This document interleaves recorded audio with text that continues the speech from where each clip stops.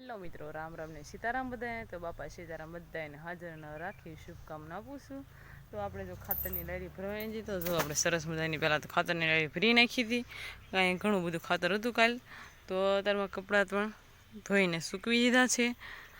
તો મારી બેન લારી લઈને વાડિયા વહી ગઈ છે, તો હમણાં ઠલવીને એ પણ વી આવશે. તો આપણે ઢોરમાંની પણ નાખી દીધી. તો ખાઈને જો સરસ મજાને બેસી જશે. તો બેઠા છે, તો પાણી પાવાનું છે, તો પાણી પણ આપણે પાઈ દેવી. અને આ પછી સરસ મજાનો ફરજો પણ ધોઈ નાખ્યો છે. તમારી બેન જો નીણ પણ વાઢી એવી છે, અને અત્યારમાં તડકો પણ થઈ ગયો છે. તો હમણાં આપણે નીણ તો વાઢી નાખીશ. મારી બેને કાંઈ નીણ વાઢવાની છે નહીં. તો આપણે ઢોરને પાવાના છે. તો પહેલાં તો આપણે ઢોરને પાઈ લેવી અને પછી નીણ નાખવાની છે. મારી બેનને પૂછી લે તો આપણે નીણ પણ નાખી દઈશું. મારી બેનની એ બધા વાળીએ વીઆઈ જશે. અને માં જઈને માંડવી વીણવાની છે. કાલે આપણે ભેજી કરી હતી, કોક કંઈક તૂટી હોય તો એ વીણશે. અને પછી હમણાં પછી બપોર ટાણું થાય ત્યારે પછી એક્ટિવા લઈને વી આવશે. તો મમ્મીની મહેમાન આવ્યા છે, એટલે મારા કાકાને બધી ગયા છે. તો આપણે આવું ઢોરને હાંસવાનું હોય તો આપણે હવે પહેલાં તો બધા ઢોરમાલને પાણીની એવું પાઈ દેવી. અને પછી નીણ પણ નાખી દેવી. તમારી બેન પછી 12 વાગ્યા જેવો ટાઈમ થાય તો રસોઈ પણ બનાવવાનું ચાલુ કરી દેશે. તો હવે તો આપણે તગારું એવું લઈને ઢોરને પાઈ નાખી થઈ ગયા છે. ને જો રસોઈ પણ બની ગઈ છે. રસોઈમાં જો ગુવારનું શાક બનાવ્યું છે સરસ મજાનું. જો આપણે મરચાં પણ શેક્યા છે, અને આપણે ઘઉંની રોટી પણ બનાવી નાખી છે. અને આમાં છે સાઈઝ. તો હવે આપણે જમી લેવી. મારા પપ્પાને હમણાં બધા આવશે, તો આપણે બધા હારે જમી લઈશું. થઈ જશે તો આપણે ઢોરમાલને નીણ પણ નાખવાની છે. તમારી બેન ધુજાળાને એવું કરે છે, તો એ વાસણને બધું હમણાં ઉટકવાનું છે. તો પહેલાં મમ્મી કે ઢોરની છે આપણે વાસીદીને એવું કાઢીને હવે આને નીણ નાખવાની છે. તો ઝાર પડી છે, તો નાખી દેવી ફટાફટ. તો જો નીણ પણ નાખી દીધી છે, અને બધા જો ખાવા મળ્યા છે. તો વાસીદી કાઢી નાખવી.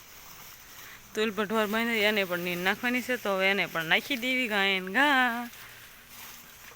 અને હમણાં 3 વાગ્યા જેવો ટાઈમ થઈ જશે. તો હવે આપણે ચા પીવાનો છે. તો બેન ચા બનાવે તો ચા પણ પી લઈશું. તો દિવાળી હેલી આવે છે, તો આપણે જો ધુજાળા કરવાના છે. તો આ બધા ધુજાળા કરે છે અલ્પા. અને આ પછી વાસણમાં ઉટકવાનું ચાલુ છે. અમારે સંજયભાઈ જો વજન જોખે છે. તો અમારે સંજયભાઈ જો વજન જોખે છે.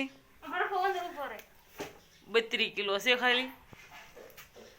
આપણો તો 46 છે. ત્યાર પછી જીરું ભીરું છે, ને આ બધું ધુજાળા કરવાનું કામ ચાલુ છે. તો આપણે ઢોરમાલને હાંસવાના છે, અને નીણને એવું નાખવું છે. નીણ વાટવા જવાનું છે. તો આપણે નીણને એવું આપણે વાઢીએ છીએ. ત્યારબાદ ધુજાળાને એવું કરી નાખી. ત્યારબાદ મારા બાવા વાસણ ઉટકે છે, મારી મમ્મી.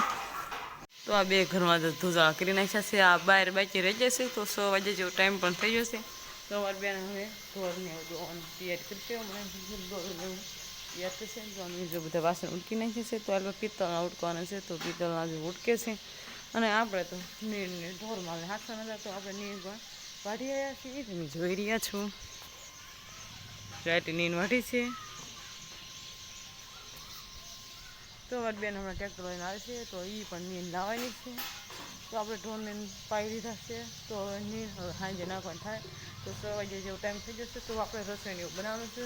હમણાં આ વાસણ ઉકાઈ જશે. તો હમણાં સરસ મજાને આપણે માળીએ સડાઈ દેવી. અને ધુજાળા બાકી રહી જશે બહાર. તો કાલે હવે ધુજાળા કરીશું.